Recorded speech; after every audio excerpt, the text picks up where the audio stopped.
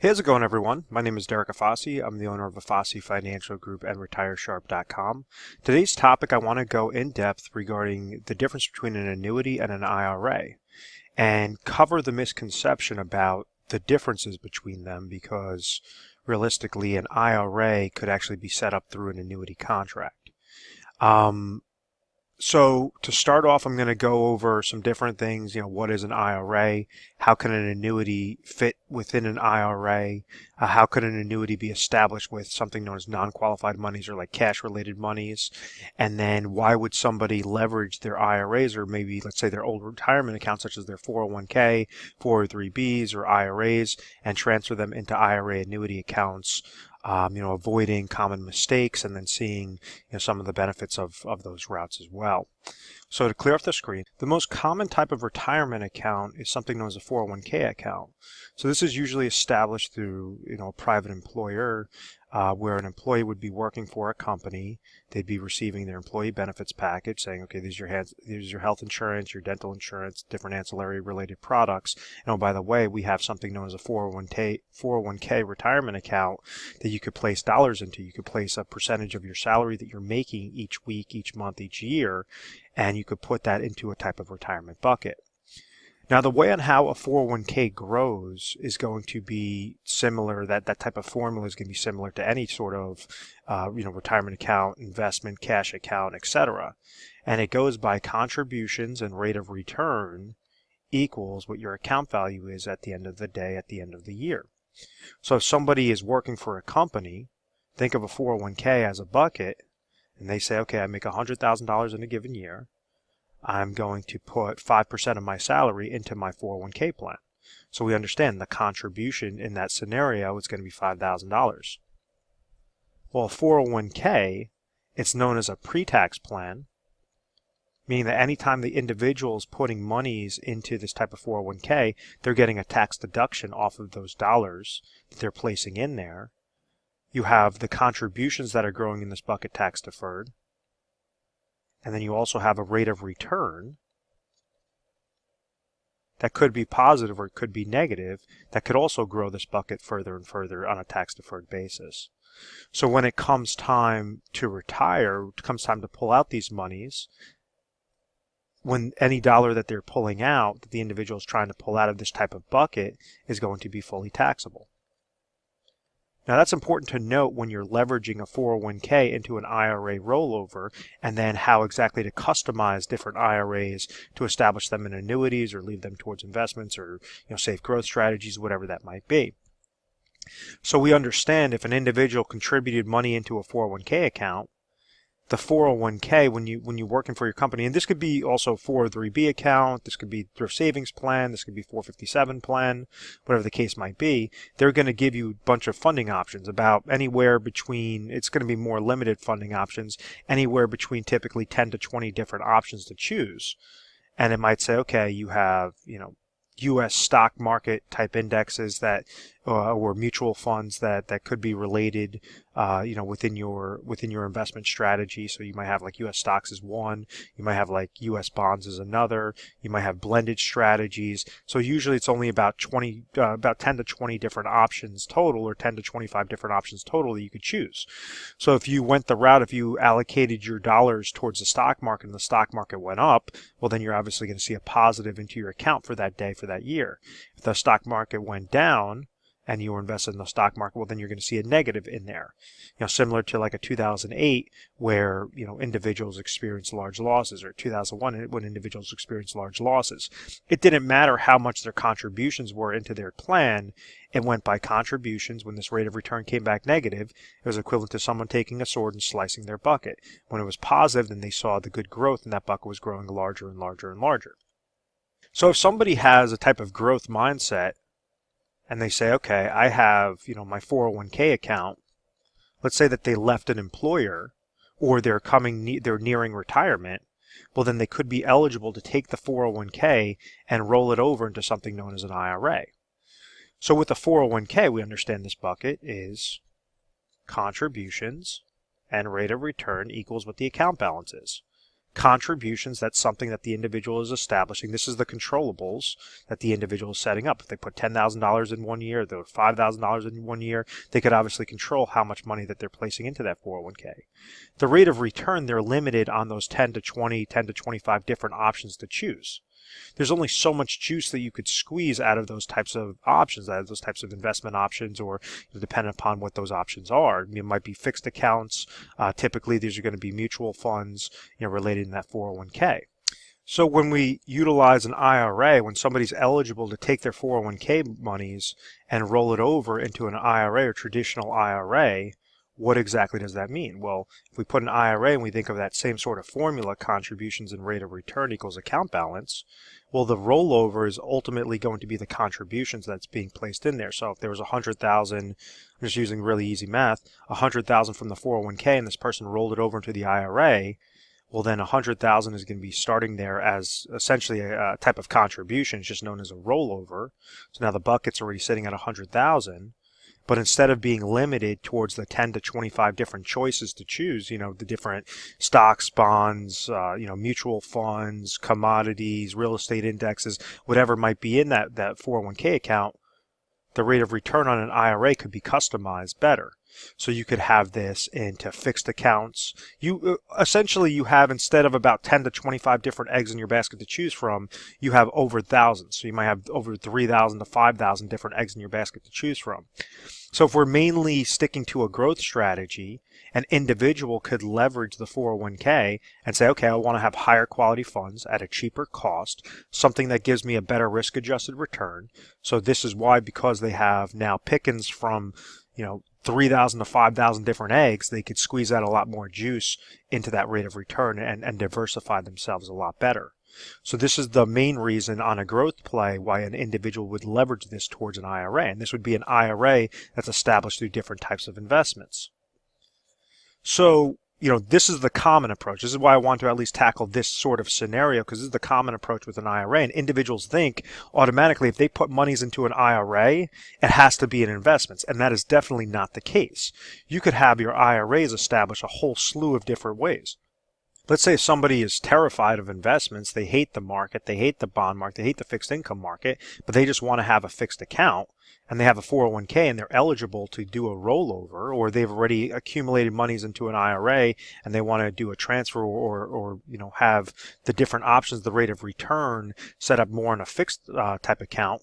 They do a rollover from, let's say in this example, 401k into an IRA that's established through bank CDs, you say treasury bonds, fixed annuities. So they're mainly receiving some sort of fixed rate of return. If the market goes up, they're receiving a fixed rate of return. If the market goes down, they're receiving a fixed rate of return. That's going to basically be staying fixed. So all because it's an IRA does not mean it has to be dealt with investments. You could establish IRAs in a whole multitude of ways. Same thing holds true when someone's looking to leverage monies, their old 401k monies or current 401k monies, and they're looking to leverage an IRA specifically for a lifetime income stream later on, specifically to correlate it to their type of retirement goal. So you could go and do rollovers of the 401k into IRAs, and you could have the IRAs established in a whole slew of different ways. You could have, IRA number 1 get established into, let's say, a fixed annuity. IRA number 2 would be set up through a bank CD. IRA number 3 could be established with, IRA related investments. IRA number 4 could be established through an IRA money market account, which they're just kind of thinking of it like a cash account. And then, a 5th IRA could be set up through an IRA hybrid annuity that would provide lifetime income stream through a lifetime income rider, through like a fixed index annuity. So there's a whole plethora of options available. It's not so much of, a lot of times individuals think, oh, if I put my money in an IRA, it just has to go into stocks, bonds, mutual funds, and, but I also want to establish an annuity, but, I don't have cash to establish an annuity. And that's the large misconception. You could have an annuity account that's established through cash monies, like a non-qualified account, or you could have an annuity account that's established through 401k and IRA-related monies that are set up as a qualified annuity account or a qualified IRA annuity account. So now, what exactly is an annuity? And the first takeaway with an annuity is there's multiple options. There's over 1,200 options on average in an individual situation or an individual state and their situation. So what I mean by that is an annuity could be leveraged as a type of fixed account. An annuity could be leveraged as a type of safe accumulation account. An annuity could be leveraged as a type of investment related account. But most importantly, the annuities are typically leveraged as a type of lifetime income stream. So to start off, a lifetime income annuity, annuities were supposed to be, when they first were established, they have to be offered through an insurance company. You can't have a bank that offers an annuity or annuity contract, or you can't have an investment company that's offering a type of annuity. It has to be offered through an insurance company. There's different tiers of safety that are established through an annuity contract, and they have to be set up through an insurance company. With the lifetime income, old-fashioned annuities, it works the opposite of life insurance. So like with life insurance, an individual would pay, let's say, a monthly premium or an annual premium, and the life insurance would protect that individual from dying too soon. If, let's say, they're paying, $1,000 a year and they have $100,000 of life insurance coverage, and this person was to pass away after a couple of years, they only put premiums in there of, let's say, $5,000. Well, now the insurance company would pay off $100,000 to their beneficiaries. I do not want it looking too sloppy on the screen, but that's the generic concept of a life insurance policy. It protects the individual from dying too soon. They were paying a monthly premium or annual premium, and they had that protection there. An annuity was originally established to protect an individual from living too long. So let's look at a scenario where an individual has $100,000. Think about this sitting in like a bucket of cash, and they say, okay, I'm 60 years old right now. I want to start pulling out $5,000 of income each and every year until the day I pass away. So this individual says, okay, well, I feel like I'm only going to live to age 80, so $5,000 sounds good. So they're pulling out $5,000, $5,000, $5,000, and the $5,000 multiplied by 20 years is going to bring them out to age 80. Well, what happens if this individual lives to age 90, age 95? Well, they would have no more monies left. So what they could do is say, okay, well, rather than me try to take on the risk all by myself, what I'm going to do is leverage a safe company, leverage an insurance company, and their annuity contract to say, I have $100,000. They're currently age 60.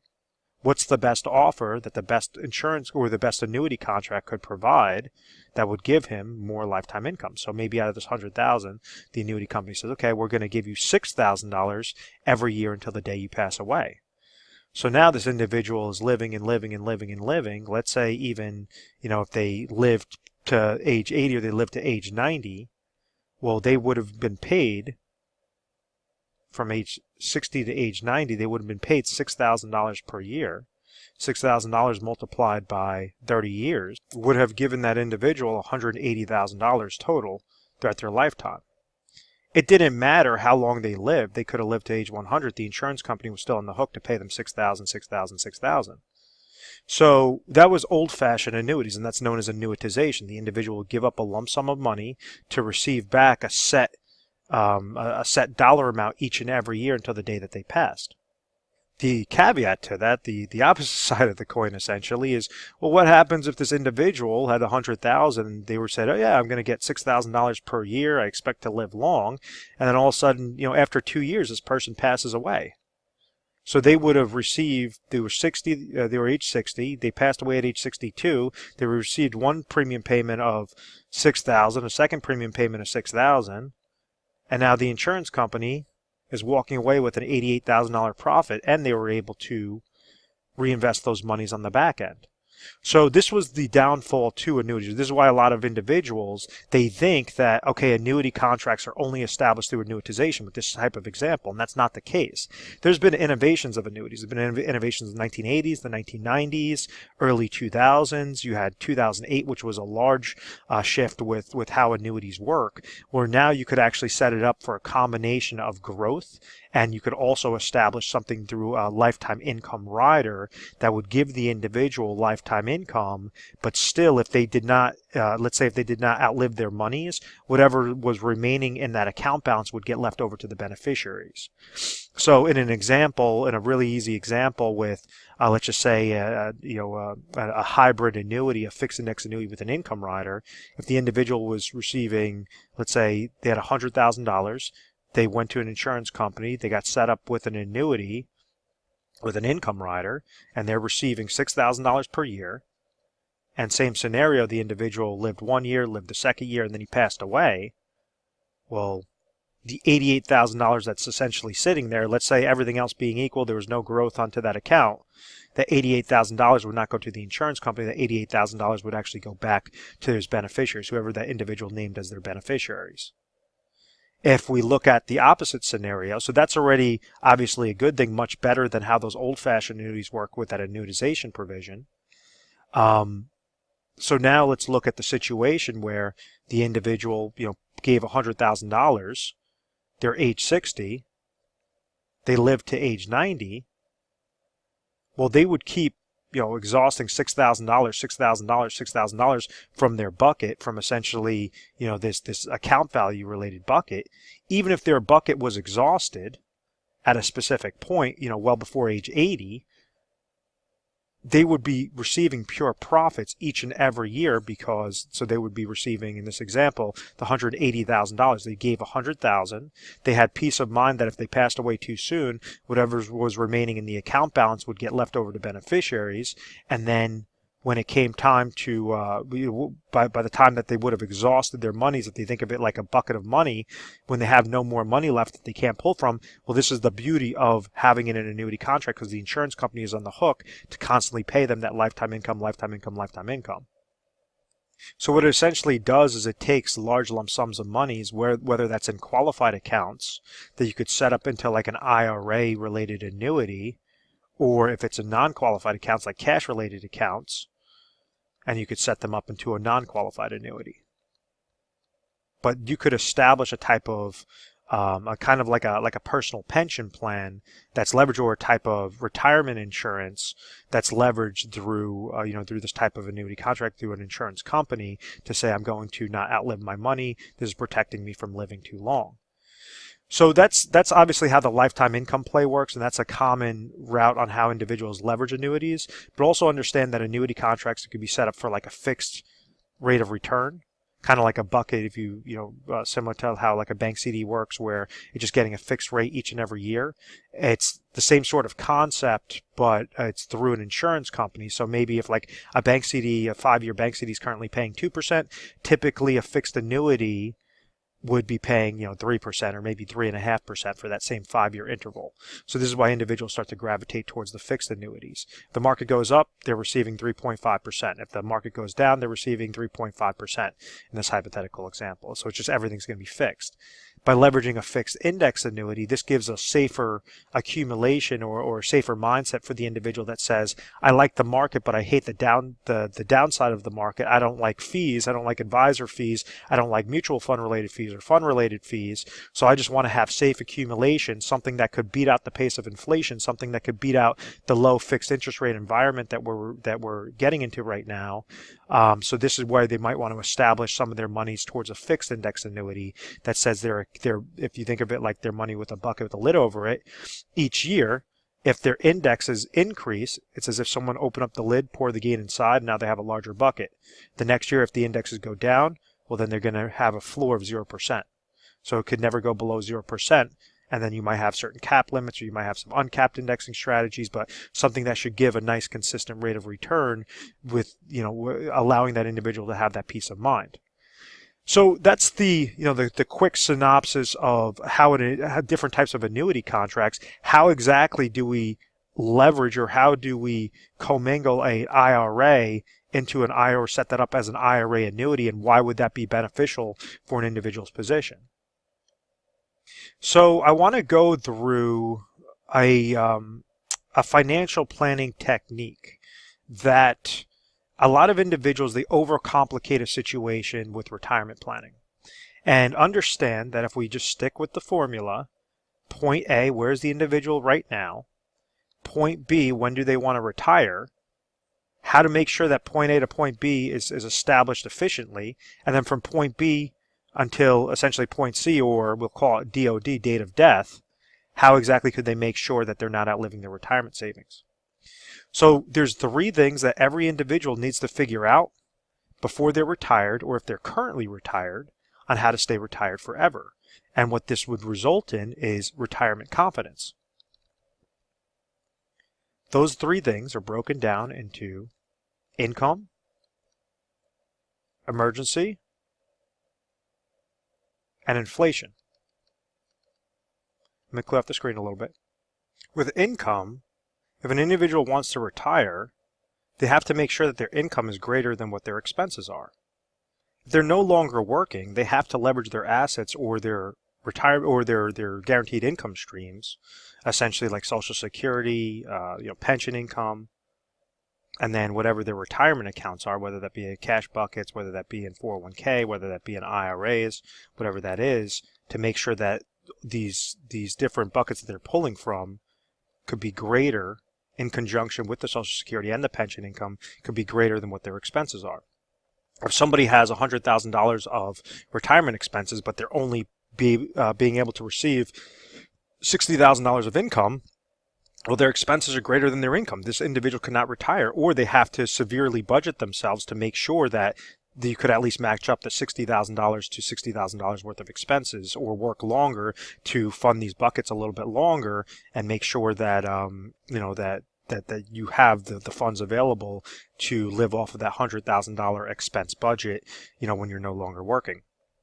So, that's the most important thing. This is going to be the most crucial thing, is making sure that you have enough assets and enough income sources that are greater than your expenses so that you can move on to step 2. Step 2 is rule of thumb is an individual should have anywhere between 6 to 12 months of what their annual expenses are into some sort of liquid cash, meaning cash that they could easily access. Whether that be set up through an IRA that they could access, at any point in time, to say, hey, I need, $10,000 because I have a medical ailment, or I need a new car, or, not really an emergency, but maybe they want to take a trip to visit, family, or take a vacation, or whatever that is, something that they have liquid cash available at all times. So that's step 2. Right after they have, so in this example, let's say somebody has $60,000 of expenses. Well, they might want to have, whatever the portion of dollars is that they could leverage with these types of accounts towards that income sources, whatever's left over, make sure that they're at least leaving $60,000 into something that's, that's liquid, whether that be a checking account, whether that be an IRA money market account, something that's completely, liquid that they could access. And then it brings us on to step 3. Step 3 is important. This is something that's typically overlooked with a lot of advisors, and it's the inflation, the pace of inflation. So inflation is the cost of goods and services that are increasing, year by year. So on average, inflation increases between 2 to 4% in a given year. So if an individual has expenses of $60,000, and let's say they want to retire at age 65 as an example, and this is what is calculated as what their expenses are going to be at age 65, well, the longer and longer they're living, maybe by the time they're age 67, their expenses are going to be $62,000. By the time they're age 70, it's going to be $65,000. So what are there certain ways or certain growth strategies that could at least allow an individual to pull out more and more monies as they're living further and further and further, to suffice what those expenses are, to at least combat what that inflationary need is? So when we look at a typical individual situation, I'm just going to create a hypothetical client here. How can we leverage IRAs and IRA annuity contracts with that type of situation? So let's say if we have an individual that's currently age 60, they want to retire at age 65, they have $500,000 that's currently sitting in their 401k account, they have Social Security income that they could trigger at age 65 of $30,000. They have a pension that they're going to trigger at age 65 of $20,000. And after doing their budgeting analysis, we understand that this individual has expenses of $60,000. So in this scenario, let's look at the 3 things scenario. 3 things that every individual needs to figure out before they're retired, or if they're currently retired, how to stay retired forever. First thing is income. In this example, we look at their income sources, their lifetime income sources currently. or at what's going to be established at age 65? Well, at age 65, we understand that their expenses are $60,000. $30,000 is going to be coming from Social Security income. $20,000 is going to be coming from pension income. So therefore, they're only receiving $50,000 of lifetime income through their income sources. The expenses are higher. So we need to at least fill in whatever this gap is. This gap in this case is obviously $10,000. So if this person has $500,000 sitting in their 401k account, they're currently age 60, they may be eligible to roll over a portion of their 401k monies or all their 401k monies into IRA related accounts. So this is the step one. An income goal can be accomplished through an IRA annuity. So what they would do is set up, say, okay, out of this $500,000, in this example, maybe they take $100,000, they roll that over into an IRA annuity, and that's going to be the first IRA. So this is IRA annuity number one. And what this says is if they give $100,000 at age 60, in exactly 5 years, the insurance company is going to pay them $10,000 every year until the day that that individual passes away.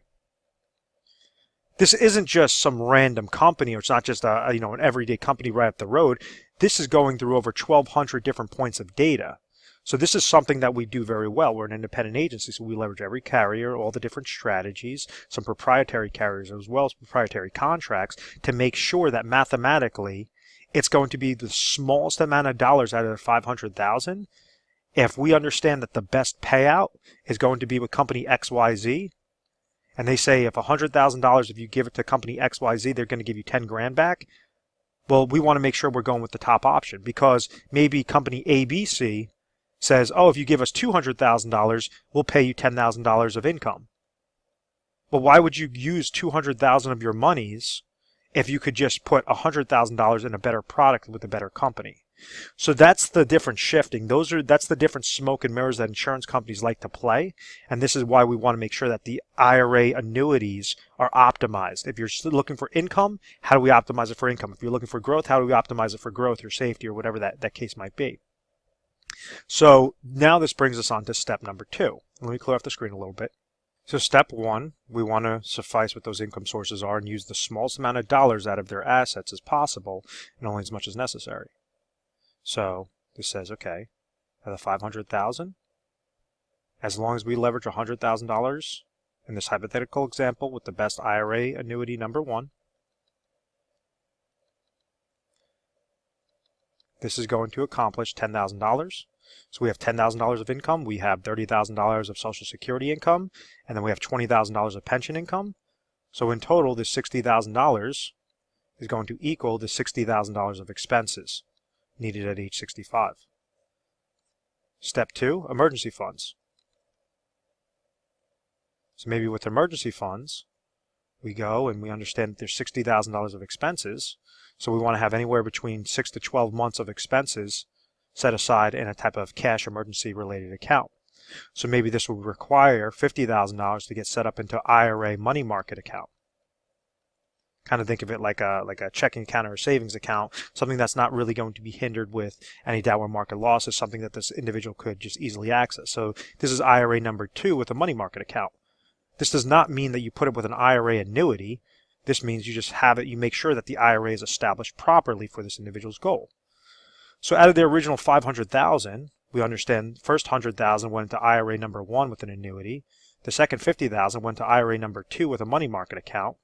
So now we have $350,000 left over. That's a lot of money is left over for their inflationary need. Now this inflationary need, you could leverage a whole slew of different ways. You could say, okay, well, I want to have safety. I want to have some money in fixed accounts. So maybe I could set that up into like an IRA fixed annuity if we're going along the annuity IRA realm. So something that would just pay a fixed rate of return. We could leverage, another portion in an IRA fixed index annuity to eliminate fees and still grow, something that would beat out the pace of inflation. So this would be IRA number 3. This would be IRA number 4.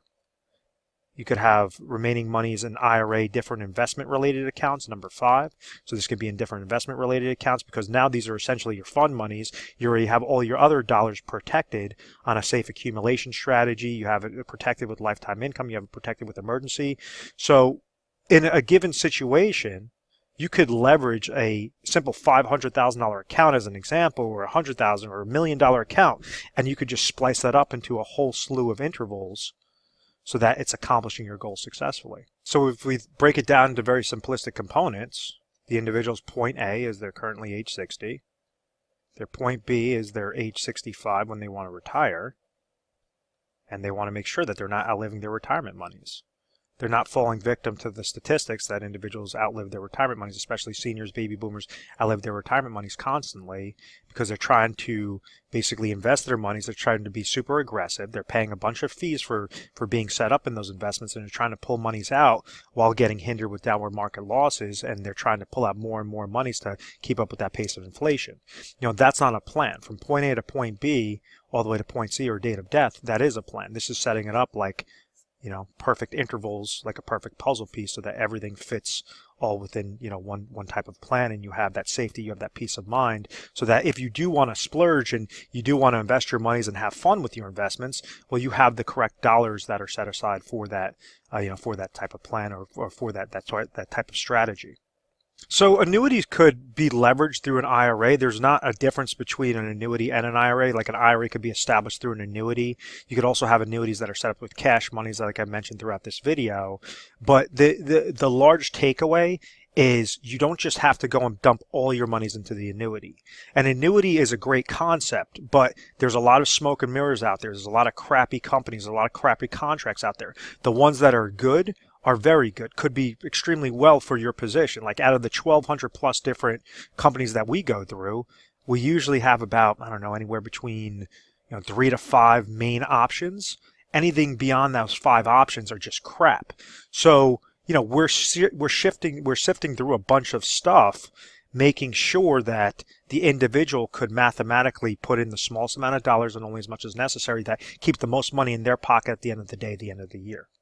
So I hope you found value in this video. I hope that everything made sense.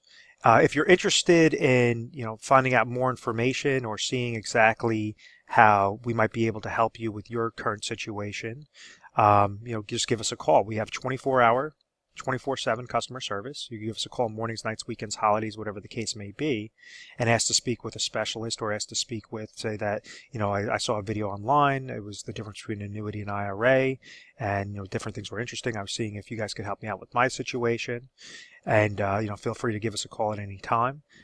Probably the most effective way, the most efficient way for you guys to set up an appointment would be by going through our website and setting up through our digital calendar. I'm going to have the link. It's retiresharp.com is going to be in the description box of this video, but you could also go to afossefinancial.com, and retiresharp.com is going to take you to the same place, afossefinancial.com. And then you're going to see this little icon pop up on the bottom of the screen that says book your strategy session, schedule an appointment.